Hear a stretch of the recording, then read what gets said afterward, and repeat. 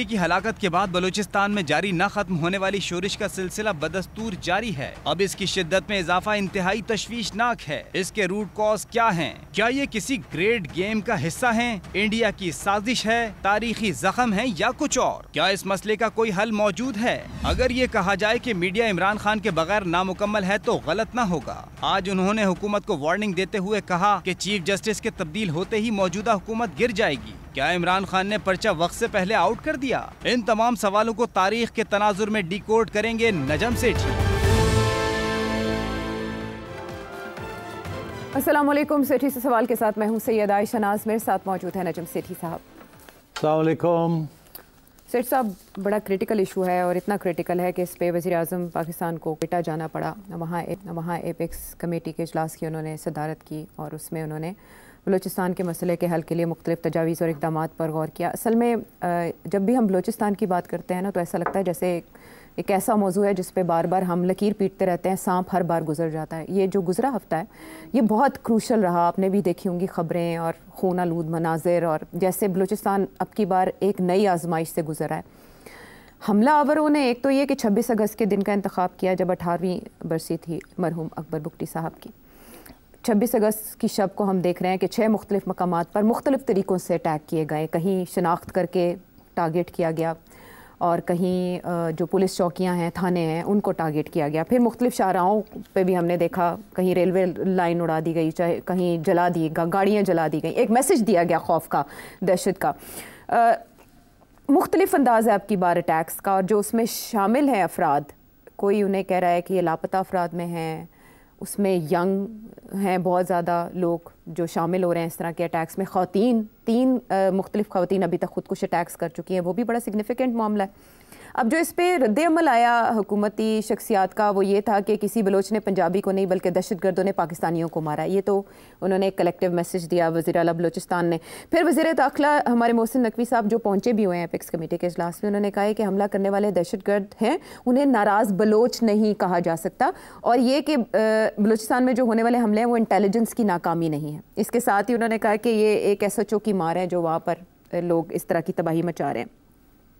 ख्वाजा आसिफ ने भी इस पर रोशनी डाली और उन्होंने ये कहा कि इसमें भारत मुलव्वस है, और एक तजिया ये है कि CPEC को सबोताज करने की कोशिश है जो पाकिस्तान की लाइफ लाइन कहा जा रहा है। इंडिया, CPEC और फिर मिसिंग पर्सनस का मामला, हर कोई अपनी अपनी तशरीह की कर रहा है। लेकिन एक बार फिर हमने देखा कि एक नए ऑपरेशन की बात की जा रही है कि भरपूर तरीके से कुचल दिया जाएगा, ख़ात्मा कर दिया जाएगा इस तरह के दहशतगर्द अनासिर का। मुझे आपसे ये जानना है कि सारी लीडरशिप अब कोयटा बैठी है, इस्लामाबाद में भी हालांकि ब्रीफिंग्स तो इस मामले पर मिलती ही हैं, सब आगाह करते हैं, अपडेटेड रहते हैं हर वक्त बलूचिस्तान के जिस तरह का मामला रहा। अब की बार ऐसा क्या किया जा सकता है या करेगी ये हुकूमत जिसे हम एक भरपूर रिस्पॉन्स, भरपूर रद्द-ए-अमल करार देंगे? रियासत क्या करेगी? आपने जो $100 मिलियन सवाल है वो पहले ही पूछ लिया। असल में ये बार बार हमारी क़यादत की तरफ से कहा जा रहा है ना कि हम भरपूर रिस्पॉन्स देंगे। इस तरह के बयान तो पहले भी आते रहे। मैं आपसे जानना चाहूँगी कि अब की बार मुख्तलिफ होगा कुछ? अगर तो वही पॉलिसी रही जो कि 70 साल से एक पॉलिसी चल रही है हमारे हुक्मरानों की, तो फिर तो ये जो मर्ज़ी कर लें कुछ भी नहीं होगा, क्योंकि उसी पॉलिसी के तहत ही आज यहाँ हम खड़े हैं।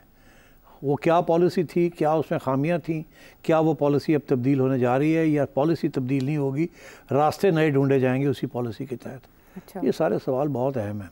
तो अगर आप इजाज़त दें तो फिर अब थोड़ा सा तारीख़ का दौरा भी करना पड़ेगा समझने के लिए, बिकॉज़ हमारी जो नई जनरेशन्स हैं इनको नहीं पता कि तारीख़ क्या है और तारीख़ में क्या हुआ और क्या नहीं हुआ, और ये मामला जो है आज कहाँ आके किस किनारे खड़ा हुआ। तो इसलिए अगर आप इजाज़त दें तो मैं शुरू करता हूँ। बिल्कुल। मुख्तसर बात यह है कि जब पाकिस्तान बना था तो उस वक़्त Khan of Kalat was Balochistan की स्टेट थी उस वक़्त। खान ऑफ कलात ने प्रोविंशियल ऑटोनॉमी मांगी थी, और उस वक़्त पाकिस्तान के हुक्मरान तबका किसी किस्म की फेडरलिज्म का नहीं सोच रहा था, किसी किस्म की प्रोविंशियल ऑटोनॉमी देने का नहीं सोच रहा था, वो 1 यूनिट का सोच रहे थे। इसीलिए उन्होंने एक नई आइन नहीं बनाई थी जिसके अंदर फेडरलिज्म को किया जाता, जिसमें हर प्रोविंस का अपना हक बनता।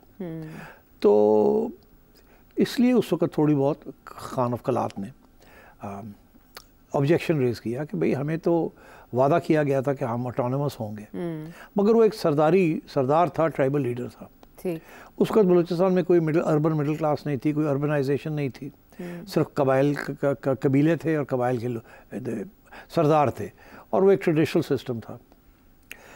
पाकिस्तान की हुकूमत का उस वक्त रिस्पॉन्स ये था कि तेरी ऐसी तैसी, तू होना कौन है। और कुछ उस वक्त के सेवर जेट्स या कुछ थोड़ी सी बमबारी कर दी उन्होंने जाके वहाँ, और उनको कहा कि सीधे हो जाओ, नहीं फटे चुक जाएंगे थोड़े, बकवास बंद करो। खैर वो कोलैप्स कर गया, और छोटी मोटी रेजिस्टेंस थी वो ख़त्म हो गई। मामला वन यूनिटी चलता रहा वहाँ, किसी इफ़ेक्टिव फेडरलिज्म नहीं थी, इन प्रिंसिपल नहीं थी। फिर ये हुआ कि जब मार्शल लॉ लगा 1958 में, तो उन्होंने अयूब खान ने तो फॉर्मली वन यूनिट बना दिया ना जी। तो उस वक्त फिर रेजिस्टेंस शुरू हुई। 60 की दिहाई में फिर एक दफ़ा मरी एरिया में सरदारों की वजह से, वहाँ के जो सरदार थे उन्होंने फिर रेजिस्ट किया, बिकॉज वो चाहते थे कि हमें हिस्सा मिले रियासत के अंदर और हमें अपने हकूक़ मिले। मगर हमारी हुकूमतों का, हमारी हुक्मरान तबके का कोई मूड नहीं था, और उन्होंने तो और भी तंग कर दी जगह। तो 60 की दिहाई में भी उन्होंने फ़ौज भेज के, तो वो छोटी सी ट्राइबल अपराइजिंग थी, उसको कुचल दिया। कुछ एक एग्रीमेंट भी की कि अच्छा आप पहाड़ों से नीचे उतर आए, और क्योंकि वो सिर्फ पहाड़ों की था, मरी इलाका था, थोड़ा सा इलाका था, वहाँ कुछ लोग पहाड़ों पे चढ़ गए थे, ठाठा 303 की बंदूकों के साथ उन्होंने करना शुरू कर दिया था। तो उनको फिर बुलाया नीचे, वो आ गए, डील हुई, मगर रियासत पाकिस्तान की ने बिट्रे कर दी डील को, उनको एक्सिक्यूट कर दिया। वो भी एक हिस्टोरिकल मेमोरी में एक दाग है बलोच की, जो जिसे आप कहते हैं कॉन्शियसनेस में। मगर उस वक्त भी कोई लंबी मिडिल क्लास नहीं थी, कोई अर्बनाइजेशन नहीं थी, कोई ख़ास डेवलपमेंट नहीं। अयूब के ज़माने में डेवलपमेंट हुई, मिडिल क्लास बननी शुरू हुई। फिर अयूब फारग हुआ तो बांग्लादेश हो गया, वहाँ भी आपको पता है यही मसला था फेडरलिज्म का। वो कहते थे कि ये 2 यूनिट्स जो हैं, अगर 2 यूनिट ही करने हैं तो फिर हम जीत गए 1 यूनिट में, हमें पाकिस्तान का हुक्मरान बनाए। वो हमने यहाँ से बैठ के कहा नहीं हो सकता। तो फिर देखा आपने क्या हुआ, और एक सियासी प्रॉब्लम को हल करने के लिए हमने मिलिट्री ऑपरेशन किए, और उसमें फिर इंडिया की मदाखलत हुई। इंडिया की मदाखलत, ठीक, तो बांग्लादेश बन गया। इंडिया की मदाखलत ना होती तो आपकी 50,000 की वहाँ फ़ौज थी, वहाँ मुक्ति बहिनी छोटे छोटे लोग थे, ये था वो था, आपने उनको क्रश कर देना था। मगर वो एक बहुत बड़ा प्रिजन कैंप बन जाना था फिर। मगर क्योंकि इंडिया की हो गई इंटरवेंशन, तो वो आपसे हाथ से निकल गया, वो आज़ाद हो गए, और आप लोग प्रिजनर्स बन गए 90,000। फिर बड़ी मुश्किल से भुट्टो साहब ने उन सबको वापस लेके आए और एक डील की इंदिरा गांधी के साथ। 70 की दिहाई में क्या हुआ कि भुट्टो साहब ने आपको आइन दे दी, जिसके अंदर फेडरल कैरेक्टर आइन का था, और हर प्रोविंस के हकूक थे। बलोच जो थे उनमें से सिर्फ एक बलोच था लीडर जो कि उसके ख़िलाफ़ था, बाकी सब ने कहा ठीक है मान जाते हैं। और पठान लोग जो थे वो भी मान गए। पहले वो मानने के लिए तैयार नहीं थे, मगर उन्होंने कहा ये आइन बड़ी अच्छी आइन है जी, हमें हकूक मिलेंगे प्रोविंशियल ऑटोनॉमी, सूबाई खुद मुख्तारी दे दी। हाँ। तो वो वली खान ने मना लिया बलोचों को, अताउल्लाह मेंगल को मना लिया, और गौस बख्श बिज़ेंजो जो के बलोचिस्तान नैप के लीडर्स थे उनको मना लिया। एक सरदार एचएसएन कॉलेज का पढ़ा हुआ, पंजाब का पढ़ा हुआ, उसने कहा नहीं मैं नहीं मानता, हमें ये कम हकूक़ है, हमें ज़्यादा हकूक़ मिलने चाहिए। उनका नाम था खैर बख्श मरी, वो मरी कबीले के सरदार थे। और याद रहे कि 60 की दिहाई में भी मरी कबीला के लोग खड़े हुए थे जी। उस वक्त खैर बख्श जो था वो स्कूल में ही था, मगर कबीले जो थी वो मरी कबाइल खड़े हुए थे। तो वो एक छोटी सी जगह थी मरी इलाका जहाँ रेजिस्टेंस थी। अच्छा। और वो भी सरदार की वजह से। मगर फिर इन्होंने मना लिया खैर बख्श मरी को और कहा कि नहीं जी साइन करें। अच्छा। तो सब ने साइन कर दिए जाके, फिर आइन के ऊपर भुट्टो साहब ने सबको कहा साइन करें। 1973 की कॉन्स्टिट्यूशन बहुत 99.9% कंसेंसस के साथ बनी। अच्छा। जिसके अंदर फेडरल कैरेक्टर जो था वो पक्का कर दिया गया। उसमें ये था कि 2 लिस्टें बना दी, एक फेडरल एक प्रोविंशियल, और ये कहा गया कि सारे के सारे 90% सब्जेक्ट्स जो हैं वो प्रोविंशियली होंगे। फेडरल गवर्नमेंट जो है वो सिर्फ 3-4 मोटी मोटी चीज़ें अपने पास रखेगी, फॉरेन पॉलिसी रखेगी, डिफेंस रखेगी, करेंसी रखेगी और इकोनॉमी जो है मोटी मोटी, बाकी सब चीज़ें जो है वो प्रोविंसेस को चली जाएंगी। हाँ। आइन में लिखा था कि 10 साल के अंदर अंदर ये होगा, नहीं हुआ। वो उन्होंने साइन कर दिया कि चलो जी 10 साल ऐसी काट लवाएंगे। अच्छा, वो आज तक नहीं हुए। आज भी बातें हो रही हैं कि जी फेडरल लिस्ट जो है उसको और डिवॉल्व किया जाए। 18th अमेंडमेंट जब जरदारी साहब लेके आए तो उसमें बहुत से सब्जेक्ट्स जो कि 40 साल पहले होने थे वो फाइनली जाके उनमें से कुछ ट्रांसफ़र हुए, मगर उसके दौरान बहुत सी ग्रीवेंसेस बननी शुरू हो गई। 70 की दिहाई में भुट्टो साहब नाराज़ हो गए खैर बख्श मरी के साथ क्योंकि वो साइन नहीं कर रहे थे जी, और वो आंखें दिखा रहे थे। और तो उन्होंने वहाँ जो गवर्नमेंट थी नैब की गवर्नमेंट जो थी वो उसने पर अपने हिलाने शुरू कर दिए कि हमें ये भी चाहिए, ये भी चाहिए, आपने तो वादा किया था, आइन में लिखा है, आप दे नहीं रहे हैं, आप दे नहीं रहे हैं। उधर वली खान की हुकूमत थी केपी में जी, तो उन्होंने भी कहा कि जी ये भी देना था, आपने नहीं दिया। भुट्टो साहब ने कहा तौड़ी ऐसी नहीं तैसी, उन्होंने पर क्लिप कर दिया, तो मैं सॉर्ट आउट कराने रहा हूँ। हाँ। उन्होंने क्या किया कि वली खान, खैर बख्श मरी, अताउल्ला मैंगल, गौस बख्श बजेंजो और 2 चीफ मिनिस्टर्स, 2 गवर्नर्स केपी के और बलूचिस्तान के, सबको उठा के इल्ज़ाम लगाया। पहले तो नैब को बैन किया सुप्रीम कोर्ट के जरिए और साथ ही इनको जेलों में डाल दिया और कहा कि आप साजिश कर रहे हैं, आप बलूचिस्तान को अलग करना चाह रहे हैं, आप एक कंस्पिरेसी कर रहे हैं पाकिस्तान को तोड़ने की। अच्छा। एक हैदराबाद के अंदर एक सबको डाल दिया। हाँ।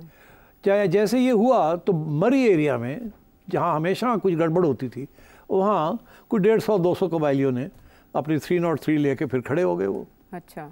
कोई बुकटी नहीं ज्वाइन किया, कोई मिडिल क्लास ने ज्वाइन नहीं किया, सिर्फ मरी कबीला खड़ा हो गया, कैरी कर रहा था। उनका सरदार भी जेल में था, उनके बड़े बड़े छोटे सरदार भी जेलों में थे, बिकॉज वो हमदर्दी तो थी।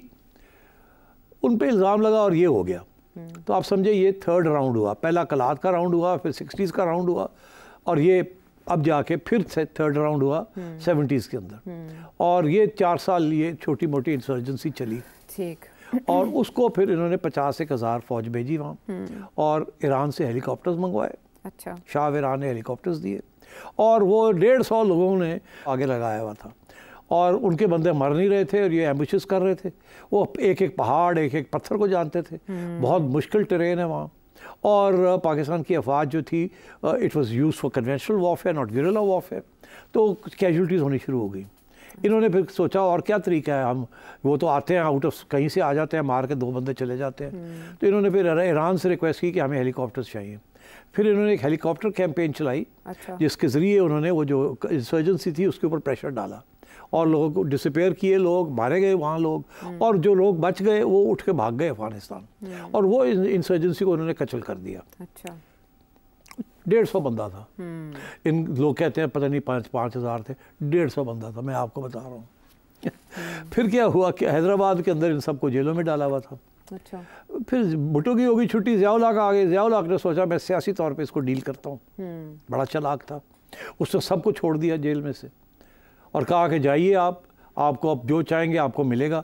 वो भुट्टो जालिम था तो ये सबको जेलों से छोड़ दिया। ये सारे बड़े प्रो आर्मी हो गए और किसी को शिप ब्रेकिंग का कॉन्ट्रैक्ट दे दिया। अच्छा। किसी को ये दे दिया, किसी को कहो गवर्नमेंट में आ जाओ, किसी को ये दे दिया, सारे खुश हो गए।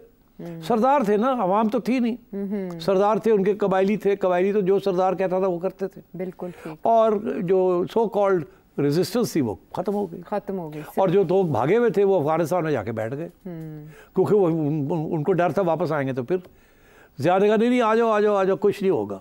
अच्छा। तो 2-3 साल के बाद वो भी वापस आ गए, उनको भी कुछ नहीं किया। उनको भी उन्होंने फिर कॉन्ट्रैक्ट्स देने शुरू कर दिए, उनको भी 4 पैसे बनने शुरू हो गए, तो ख़त्म हो गई सारी।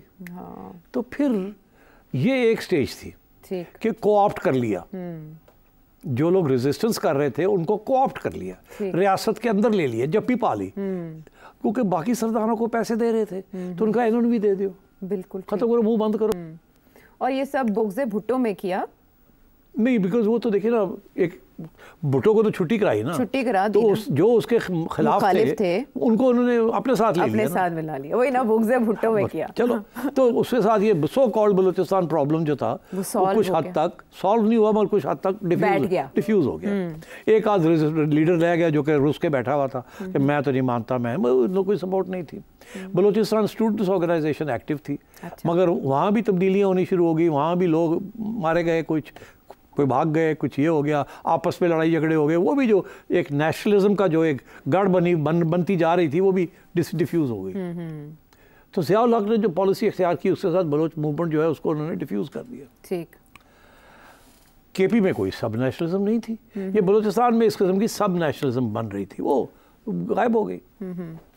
मगर साथ साथ अर्बनाइजेशन बन रही थी, बलोच यूथ बन रहा था, पंजाब में आके पढ़ रहा था, कोई नेशनल कॉलेज में आ रहा था, कोई इंजीनियरिंग में आ रहा था, कोई इधर आ रहा था। वहाँ तो यूनिवर्सिटीज़ नकम्मी यूनिवर्सिटीज़ थी, वहाँ तो एजुकेशन का वैसे कोई हाल नहीं है। तो वो सारे इधर पंजाब में ही आके या कराची में आके वो पढ़ाई लिखाई करते थे, और यंग लोग तो फिर रेडिकलाइज हो जाते हैं। तारीख उनको पता थी कि हमारे साथ पहले ये हुआ, तो अपने डिमांड्स तो वो मांगते थे। तो उन्होंने भी लेफ्टिस्ट ऑर्गेनाइजेशंस ज्वाइन करनी शुरू कर दी। अच्छा। मगर वो देवर ऑल पाकिस्तान ऑर्गेनाइजेशंस। उसके बाद ये हुआ कि मुशर्रफ साहब जब ज़िया गया तो बेनज़ीर आ गई, बेनज़ीर के बाद नवाज़ आया, नवाज़ के बाद बेनज़ीर आ गई। इन्होंने वही पॉलिसी नहीं ज़िया वाली इख्तियार की। ठीक है। कि बलोच नेशनलिस्ट जो थे, अताउल्ला मेंगल उनके बेटे जो थे वो, और बाकी लोग जो थे जो फरार हुए थे या फरारियों को सपोर्ट करते थे, उनको सबको कोऑप्ट कर लिया।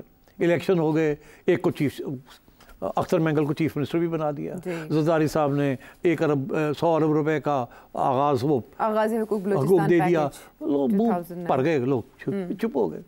ठीक, कोऑप्ट कर लिया स्टेट ने। ठीक। मगर एक जो मिडिल क्लास बन रही थी, सरदार उसको तो आपने कोऑप्ट कर लिया, तो जो मिडिल क्लास बन रही थी उसका क्या हुआ? वो तो उनको तो कहीं नहीं थी, उनको नौकरियां नहीं मिल रही थी, वो कोई बाहर जाने की कोशिश कर रहा था, कोई कोशिश कर रहा था कि ब्यूरोक्रेसी में चले जाएं, मगर क्योंकि तालीम लो थी तो उनके खिलाफ दरवाजे बंद थे उनके। वो डिसग्रंटल्ड होते गए, वो सरदारों के भी खिलाफ होते गए जी कि ये तो ले जाते हैं सारे पैसे हमारे नाम पे। मगर वो मिडिल क्लास तो बन रही थी ना, क्योंकि डेवलपमेंट हो रही थी, इकोनॉमिक डेवलपमेंट हो रही थी, तालीम की थोड़ी बहुत हो रही थी। वहाँ की तो पॉपुलेशन ही कुछ नहीं है, वहाँ तो लाख की मिडिल क्लास होगी सारी। तो और वो कोई इधर है, कोई इधर है, कोई इधर है। और जब वो दूसरे यूनिवर्सिटीज़ में थे वहाँ हर किस्म के आइडियाज़ भी वो देखते थे, सारा कुछ होता था। So this is what was happening. एक तरफ रियासत के जो पॉलिसी थी वो सरदारों के साथ काम करने की पॉलिसी थी, एक तरफ वो कहते थे ये सरदार गद्दार है जी, एक तरफ बाकी सारे सरदारों को साथ लेके चलते थे, उनको खिलाते पिलाते थे, उनको ओहदे देते थे, उनको कोऑप्ट करते थे जी। तो हम जैसे लोग पूछते थे कि जी तुसी फिर एक तरफ आप कहते हैं आप सरदारों के खिलाफ है, दूसरा कि आपकी सारी पॉलिसी सरदारों के ऊपर बेस्ड है, तो अवामी पॉलिसी तो है नहीं, तो इसलिए मिडिल क्लास एलियनेट हो रही है आपसे, हमारी बात कौन सुनता था। तो सरदार तो हो गए फारग, 2000 के दौर शुरू हुआ और मुशर्रफ साहब अब वो शॉर्ट फ्यूज़, वहाँ एक दो सरदार थे लाइक अकबर बुगटी जी। अकबर बुगटी साहब मेंबर ऑफ पार्लियामेंट थे। बुगटी ट्राइब बहुत बड़ी ट्राइब है, दो ही तो बड़ी ट्राइब्स हैं, Bugtis and Marris. Akbar had always been a very troublesome sardar, बहुत, वो भी एचसन कॉलेज, ये सारा एचसन कॉलेज चला रहा है इस मुल्क को या नहीं चला रहा, तो इट्स ट्रू, चीफ्स कॉलेज था ना, it was known as chiefs college, chiefs आते थे वहाँ, चीफ्स के बच्चे आते थे वहाँ। अब तो वो चीफ्स कॉलेज नहीं रहा, अब तो तुम्हारे बेटे भी इंशाल्लाह जाएंगे वहाँ। तो अब ये है कि मुशर्रफ साहब ने वही बात हुई, लड़ाई झगड़ा हो गया, बुगटी ने कोई बात की, मुशर्रफ और इन्हें सॉर्ट आउट करो जी। वो जो सॉर्ट आउट वाली इशू है ना, वो आप कबायली लोगों के साथ सॉर्ट आउट नहीं होता। आप और हम शहरों के लोग हैं, पंजाब के रहने वाले हैं, सेटल्ड एरियाज हैं, खाते पीते हैं, ठीक। हमें जब कोई स्नब भी करता है या हमें मिलता नहीं कुछ, हम क्या करते हैं, ज़्यादा से ज़्यादा सड़कों पे निकल के प्रोटेस्ट कर लेते हैं, ऐसे ही है ना। और हम क्या करते हैं, अखबारों में मजमून लिख देते हैं, ज़्यादा हो गए तो ट्रेड यूनियन बना के छोटी मोटी फूफा कर लेते हैं। पहाड़ों में, कबायली इलाकों में वो रहते ही बंदूक के साथ है। उनका वहाँ बंदूक एक किस्म का आर्म एंड अ लेग है। It's what they live by. वहाँ कोई इस्टेब्लिश कानून नहीं है, कोई कुछ नहीं है। और जो कानून भी हैं वो भी सरदारों ने बनाए हुए हैं, और हुकूमत हमारी उन सरदारों को सपोर्ट करती है, हर हुकूमत। उनको अपनी लेवीज दी हुई हैं, उनको अपनी पुलिस फोर्सेस दी हुई हैं जो उनके लिए ट्रिब्यूट कलेक्ट करती हैं। तो वहाँ इस किस्म का सिस्टम है। तो उस सिलसिले में इन्होंने, अकबर बुगटी साहब ने कहा कि मुझे भी पैसे दें। जब नवाज शरीफ को उन्होंने कहा था मुझे पैसे दें सुई गैस, तो नवाज शरीफ साहब ने पैसे दे दिए, भुट्टो भी दे दिया, बेनज़ीर ने भी दे दिए। उनका कारोबार चल रहा था, वो बुगटी चुप करके बैठे हुए थे। सरदार को पैसे मिल रहे थे, सरदार कुछ नीचे बांट देता था, बाकी अपने पास रख लेता। यही तारीखी, यही रोल रहा है। इन्होंने देखा हुआ अकबर ज़्यादा ही ज़रा गड़बड़ कर रहे हैं, हर बार इन्हें पैसे मांगता है, इन्हें सॉर्ट आउट करो। वो सॉर्ट आउट करते करते इन्होंने अकबर को मार दिया, ऑपरेशन किया उसके खिलाफ, उसको मार दिया। वो कल्ला बंदा सी, नाल ਉਹਦੇ कोई 10 बंदे भी नहीं सन, उसको जाके इन्होंने मार दिया। उस वक्त तक एक मिडिल क्लास भी बन चुकी थी जी, और वो अर्बन मिडिल क्लास थी। वो दूर दराज के इलाकों में लड़के लड़कियां पढ़ रहे थे, सीख रहे थे। और उस वक्त हिंदुस्तान की तरफ से एक नई पेशकदमी हुई। अच्छा, वो क्या? हिंदुस्तान की तरफ से ये फैसला हुआ उनके हुक्मरान तबके ने कि पाकिस्तान ने हमें कश्मीर के अंदर ब्लीड किया है, बहुत बहुत जंगें भी की हैं हमारे साथ, 4 जंगें हो चुकी हैं कश्मीर के ऊपर। फिर इन्हें पंजाब में उकसाया, सिखों को ट्रेनिंग दी, और कश्मीर के अंदर जिहाद भेजी, मुजाहिदीन भेजे। जब अफगानिस्तान ख़त्म हुआ तो सारे इधर टर्न कर दिया। तो अब आ गया टाइम टू पे बैक। ये पाकिस्तान की जो हुक्मरान तबका है वो हमें नहीं जीने देगा, हमेशा तंग करेगा। अच्छा। अब वक्त आ गया कि हम भी इनको तंग करें। तो मसले को बारीक बीनी से देख रहे हैं, और ये मामलात कहाँ से बिगड़े और कहाँ जाकर मज़ीद मामलात उलझाव का शिकार हुए। गुफ्तगू का सिलसिला जारी रहेगा, ब्रेक के बाद भी आगे। प्रोग्राम में एक बार फिर खुश आमदीद जी। अकबर बुगटी की मौत के बाद काफ़ी बेचैनी थी वहाँ मिडिल क्लास के अंदर। मैं ये कहता हूँ कि उस वक़्त इंडिया ने ये फ़ैसला किया कि हमने इस बेचैनी का फ़ायदा उठाना है, एक्सप्लॉइट करना है सेंटिमेंट्स को, इसको एक्सप्लॉइट करना है और सेंटिमेंट्स को एक्सप्लॉइट करना है। और इन्होंने उस वक़्त बलोच जो एग्ज़ाइल में थे, क्योंकि उसके बाद छोटी मोटी जो ठुक ठुक हुई, बहुत से लोग उठ के चले गए बाहर। अकबर के ग्रैंड सन्स और मरी के लोग उठ के चले गए बाहर। कुछ अफगानिस्तान में चले गए, कोई यूरोप में चले गए, कोई मिडिल ईस्ट में चले गए। वहाँ से उन्होंने कहा हम कुछ करेंगे, इंतकाम करेंगे, ये करेंगे। कुछ नहीं था वहाँ। इंडिया के इंटरवेंशन के साथ बहुत बड़ा एक नया डायमेंशन खुल गया। मैंने इंटरव्यू किया था हैर ब्यार मरी को लंदन में, जो खैर बख्श मरी के साहिबजादे थे। मैं उनको जानता था, मैंने उनसे इंटरव्यू मांगी, उन्होंने देते तो नहीं थे, दे दी मुझे। अच्छा। उसमें उस इंटरव्यू में जो कि चली थी के ऊपर, उन्होंने ये कहा कि हमें अगर हिंदुस्तान से पैसे मिल रहे हैं या मिलेंगे तो हम ले लेंगे, हमें अगर शैतान भी पैसे देता है तो हम उनसे पैसे और हथियार ले लेंगे, और हम ले रहे हैं और हमें रोक नहीं कोई सकता। ऐसी बात की उन्होंने, खुलेआम, बगैर डरे, क्योंकि हकीकत ये थी, बागी हैं। तो अब बात यह है कि वो दिन है और आज का दिन है। अफगानिस्तान डिस्टेबलाइज्ड है जी। आज अफगान आपके खिलाफ हुए हैं आपकी पॉलिसीज की वजह से, जो भी है वो अलग बात है। बलूचिस्तान को बेस, बलूचिस्तान की मिडिल क्लास को बेस बन गया, मिल गया वहाँ। उनको फंडिंग जो है सारी और हथियार जो है उन्हें वहाँ से मिल रहे हैं।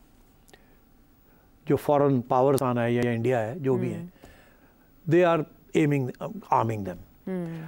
अब ये बात है कि इसके 2 पहलू हो गए ना। एक तो ये कि ग्रीवियंस था, वो लो लेवल का ग्रीवियंस था जिसको कोऑप्ट किया जा सकता था। अच्छा। और गलत तरीके से कोऑप्ट करने की कोशिश की गई, और फिर अकबर बुगटी के मर्डर के बाद बिल्कुल हाथ से गेम निकाल दी गई। उसके बाद इंडिया कूद गया और उन्होंने ट्रांसफॉर्म कर दिया उस गेम को। वो गेम थी प्रोविंशियल ऑटोनॉमी के लिए। उसके ऊपर इल्ज़ाम लगता था कि आप सेसेशनिस्ट हैं, वो सेसेशनिस्ट वेस्टर्निस्ट कुछ नहीं था। कोई सेसेशन नहीं हो सकती आजकल की मॉडर्न स्टेट के अंदर विदाउट फॉरेन इंटरवेंशन। मगर यहाँ इल्ज़ाम ये लगा के उनको टारगेट किया गया। अच्छा। और इंडिया को मौका मिल गया, और इंडिया की पॉलिसी तब्दील होनी शुरू हो गई। यहाँ तक कि जब नरेंद्र मोदी पावर में आया तो उसने खुलेआम अनाउंस कर दिया कि अब हमारी पॉलिसी जो है कि हम बलूचिस्तान को नहीं छोड़ेंगे, हम वहाँ भी पाकिस्तान का खून खराबा करेंगे। इन्होंने हमारा खून खराबा कश्मीर में किया, हम यहाँ करेंगे। और उससे पहले भी ये पॉलिसी ये शुरू हो गई थी। 2010 में गालबन यूसुफ रजा गिलानी और इंडिया के उस वक्त के प्राइम मिनिस्टर मनमोहन सिंह साहब, ये इजिप्ट के एक शहर है शर्म अल शेख, वहाँ ये गए और वहाँ बैठ के ये एक जॉइंट कम्युनिके इशू हुई जुलाई 2009। Thank you. तो उस जुलाई 2009 में हमने कहा कि जी, इंडिया ने कहा कि आप अपना हाथ कश्मीर से निकालें तो आगे बात बढ़ सकती है। हमने कहा आप अपना बलूचिस्तान से हाथ निकालें तो बात आगे बढ़ सकती है। इंडिया ने ये तस्लीम कर लिया कि उनका हाथ था बलूचिस्तान में। ये रिपोर्टेड है, हाँ, हिंदुस्तान टाइम्स। हमने ये कहा कि हम हमारा हाथ है कश्मीर में, हम पीछे हटते हैं, आप बलूचिस्तान से अपना हाथ निकालें। कम्युनिके इशू हो गई, ओके, लोग खुश, हाँ, मसला हल हो गया। और मगर हुआ क्या, जैसे मनमोहन सिंह इंडिया वापस पहुंचा तो वहाँ उसकी माँ बहन हो गई। वहाँ उन्होंने कहा तुम कौन होते हो जाके, तुम एडमिट कर रहे हो कि हमारा हाथ है बलूचिस्तान, हमने तो आज तक कभी एडमिट नहीं किया।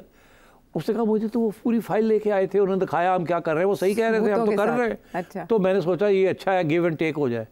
ओहो, जो शोर पड़ा वहाँ, और वहाँ का जो फॉरेन सेक्रेटरी था उसको रिजाइन भी करना पड़ गया। अच्छा, वहाँ का डॉन लीक्स था ये? अब ये वहाँ का डॉन लीक्स था, वहाँ का मीडिया पड़ गया जैसे ही वो वापस आया। अच्छा, वो भाग गए। हाँ। उसके बाद जब आया नरेंद्र मोदी तो अजीत डोवल जो उनका नेशनल सिक्योरिटी एडवाइजर है, उसने ऑफिशियल पॉलिसी क्लेम की कि अब हमारी पॉलिसी डिफेंसिव नहीं होगी अगेंस्ट पाकिस्तान, ऑफेंसिव डिफेंस होगा। हम कश्मीर, आज़ाद कश्मीर, गिलगित, ये और इंडिया, ये दो हमारे इलाके हैं, अब हम इनकरेज करेंगे for them to get out of Pakistan, और ये हमारे पास आने चाहिए, और बलूचिस्तान जो है उसको हम इनकरेज करेंगे कि वो उससे सीड करे। बिल्कुल। तो इंडिया पॉलिसी जंप्ड इन। ठीक है, इंडिया पॉलिसी जब जंप इन हो गई तो ये सारा जो मूवमेंट है from being a movement for rights became a movement for okay. जैसे कि अफगानिस्तान के साथ ये वही वक्त था जब कि आप तालिबान जो थे, पहले आपने TTP के ख़िलाफ़ आपने TTP के ख़िलाफ़ आपने एक्शन किया था 2010 में। जनरल पाशा ने DG MI थे तो उन्होंने ये किया था, और यह MO थे स्वात के अंदर, और उनको निकाला था वहाँ से। बाद में जनरल फैज़ ने उनको वापस ले आए, रिवर्स कर दिया। उसके दरमियान उनको 18 अग्रीमेंट 14 अग्रीमेंट्स हुई, पैसे देते रहे कि चुप कर जाओ, वो पैसे भी ले जाते थे और फिर अपना काम भी करते थे। हाँ। तो wrong state policies, short term state policies, ठीक। वहाँ तालिबान हमारे गले पड़ गए, इधर अब बलोच हमारे गले पड़ गए, और यहाँ ये है कि एक तरफ उनका एक ह्यूमन राइट्स मूवमेंट चल रही है, बिकॉज लोग डिसअपेयर कर रहे हैं। ये उसी तरीके से आज लोग डिसअपेयर कर रहे हैं जैसे इंडिया के कश्मीर के अंदर कश्मीरी डिसअपेयर किए थे। वहाँ इंडिया ने जब क्रैकडाउन किया था ऑन सेसेशनिस्ट्स तो लोग मार दिए गए, जेलों में डाल दिए गए, डिसअपेयर कर गए, डेड बॉडीज नजर आती थी। बिकॉज सेसेशन जब होती है तो कोई रियासत सेसेशन को एक्सेप्ट नहीं करती, तो जब वो सेसेशन की बात आती है तो रियासत बिल्कुल फिर सख्ती के साथ कर चलती है, आहनी हाथों से। फिर ये ह्यूमन राइट्स नहीं कुछ देखता, क्योंकि ये दोनों चीज़ें साथ साथ ही चलती है। एक तरफ आप कहते हैं कि हम इस मुल्क में रहना नहीं चाहते, इस मुल्क को तोड़ना चाहते हैं, दूसरी तरफ आप कहते हैं कि आपके कोई इंसानी हकूक भी है, सवाल ही पैदा नहीं होता। आप हमारी आइन को नहीं मानते तो फिर आप आइन के मुताबिक क्या प्रोटेक्शन मांग रहे हैं हमारी? वज़ीर आज़म ने एग्जैक्टली यही बात की है। This is the reality. तो अब बलूचिस्तान के अंदर जो हो रहा है वो तब्दील हो चुका है। पहले कबायली लेड था, अब मिडिल क्लास लेड है। ठीक। अब सरदार जो है सारे के सारे हुकूमत के साथ है, और जो मिडिल क्लास है वो सारी अलग होती है, एलिनेट हो गई। यही सरफराज बुगटी साहब कह रहे हैं। तो सब वो सारे सरदार है ना। हाँ, लेकिन वो यही कह रहे हैं कि यूथ को सिस्टमेटिकली एलिनेट किया, अलग कर लिया गया, रियासत से जुदा कर दिया गया। हो गए ना bad policies of the state. जब इनको चाहिए था कि मिडिल क्लास को कोऑप्ट करते इनटू द स्टेट, इन्होंने सरदारों को कोऑप्ट कर लिया। सरदार तो खत्म होते जा रहे थे वहाँ। और अब ये जो डिमांड है कि फ्री एंड फेयर इलेक्शंस, वो यही कह रहे हैं ना, मिडिल क्लास यही कह रही है कि फ्री एंड फेयर इलेक्शन में अब ये सरदार नहीं जीतेंगे, मगर ये सरदारों को जिता देते हैं। अपनी मर्जी की हुकूमत दी जाती है, तो हुकूमत भी और इलेक्ट भी उन्हीं को कराते हैं। अभी भी ये वो गलत पॉलिसी चल रही है जिसकी वजह से अवाम बलूचिस्तान की जो है, जो बलोच अवाम है, वो एलियनेट हो रही है आपकी अपने सरदारों से भी, वो तो पहले से हो रहे हैं, और क्योंकि कबायली सिस्टम ब्रेक डाउन कर रहा है ना आहिस्ता आहिस्ता। देखिए तारीख में ऐसे ही होता है, Aahista Aahista break down system करता है और दूसरे more powerful systems take over. तो अर्बनाइजेशन, ट्रैवल, ये सब नई डेवलपर्स हैं। अब आप वो पहाड़ के एक ऊपर चोटी पे बैठ के एक छोटी सी 303 लेके नहीं आप कुछ कर सकते हैं। अब इसके जरिए आप लड़ते हैं, ब्रेन वॉशिंग। अब इसके लिए आप और आपको जो सपोर्ट मिलती है वो आपको सरदार नहीं सपोर्ट देता, आपको बाहर फॉरेन पास देते हैं, और फिर आपके पास इतनी ताकत हो जाती है कि आप बैंक्स भी चोरी बैंकों से भी ले सकते हैं, किडनैपिंग से भी ले सकते हैं, अटैक से भी ले सकते हैं। Then you are self sustaining movement बन जाती है। So that's what's happening right now. And I tell you one thing कि ये जो है ना कि जी आपने मुझे पूछा कि कैसे इसको सॉल्व किया जाए जी।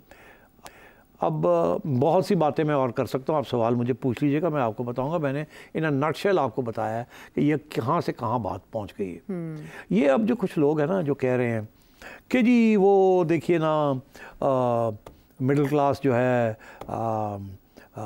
उसको एलियनेट कर दिया है, और बात ये है कि ये एक तारीख से एक चीज़ चलती आ रही है। ऐसे नहीं कि आज हुआ है, ये एक पूरी पुरानी पॉलिसी है, ये चलती आ रही है। उसके अंदर जो नई डेवलपमेंट है दो है, एक अर्बन मिडिल क्लास बन गई है जी, और ट्राइबल कम हो गया है। दूसरा ये कि ट्राइबल लीडर्स भी जो हैं, जो कि अर्बन मिडिल क्लास के लीडर्स बन सकते थे, like Akhtar Mengal and others, और भी हैं, उनको भी आउट कर दिया गया। अगर उनको आप आउट ना करते, ये मारूंग बलोच, अगर आप इनको इन कर दें, आउट ना करें, तो शायद you might have a better chance. मगर अब बात ये आपने इनको भी आउट कर दिया। इनको भी आप ना प्रोटेस्ट करने देते हैं, ना कुछ करने देते हैं, ना इनकी बात सुनते हैं।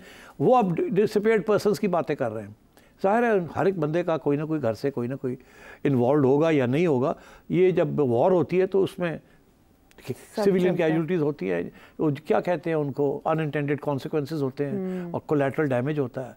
अब मैं एग्जांपल देता हूँ, आप एक पिंड में हैं, रात को दरवाज़ा खटखटाता है, आप दरवाज़ा खोलते हैं तो 3 हथियार गन्स लेके 3 बलोच बच्चे खड़े हैं आपके। अच्छा। वो कहते हैं हमें रात रहना है।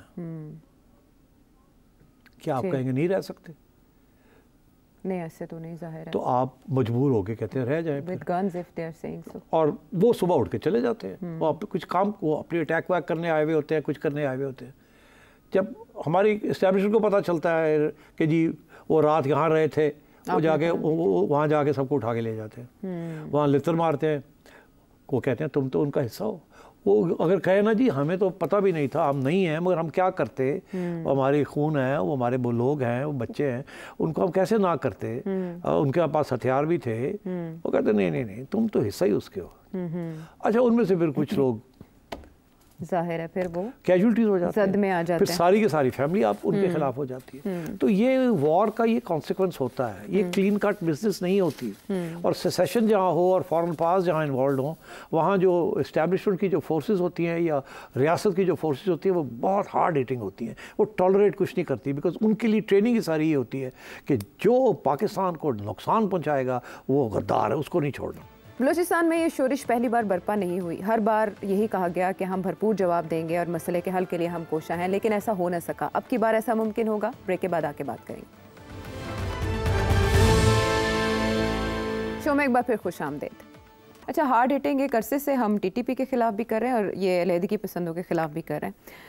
इंडिया में हमने देखा जब भी अलहदगी पसंद तहरीक चली तो वहाँ कैसे कॉम्बैट किया गया, फिर श्रीलंका में भी हमने तमिल टाइगर्स के साथ मामला देखा।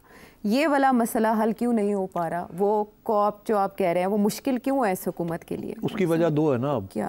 एक तो ये है कि फॉरेन इंटरवेंशन चल रही है, वो कम नहीं हुई।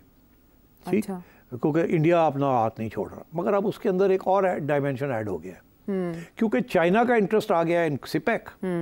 उसके साथ अमेरिका और इंडिया और तकड़े हो गए हैं कि इनको आने नहीं देना यहाँ, चाइना को नहीं आने, उसके लिए कुछ भी कर जाना।